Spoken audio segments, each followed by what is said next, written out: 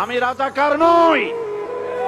আমাকে রাজাকার বলে যদি তাকেও প্রমাণ করতে না পারে 10 কোটি টাকার মানহানি মামলা দায়ের করব। আমার এই বক্তব্য সারা দুনিয়া শুনেছে। পার্লামেন্টে আমার এই বক্তব্য রেকর্ড হয়ে আছে। সেদিন 3 শতাধিক পার্লামেন্ট মেম্বারের কেউ আমার চ্যালেঞ্জ গ্রহণ করেন নাই। যে কোনো ব্যক্তি পার্লামেন্টে গিয়ে আমার বক্তৃতা দেখে আসতে পারেন।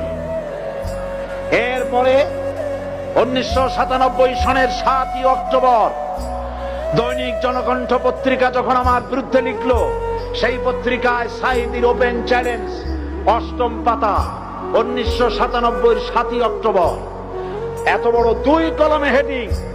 সেখানে আমি বলেছি, বাংলাদেশের সকল সাংবাদিক, গোয়েন্দা বিভাগ, বাংলাদেশের সকল বুদ্ধিজীবীকে আমি আমার পিরোজপুরে আমন্ত্রণ করছি। আমার উপস্থিতিতে যদি কেউ প্রমাণ করতে পারে বাংলাদেশের স্বাধীনতা যুদ্ধের বিরুদ্ধে আমার কোনো ভূমিকা ছিল, সজ্ঞানে স্বেচ্ছায় জাতীয় সংসদের সদস্য পদ থেকে পদত্যাগ করব। 3 বছর পার হয়ে গেছে, আজ পর্যন্ত কেউ এই চ্যালেঞ্জের মোকাবেলা করে নাই।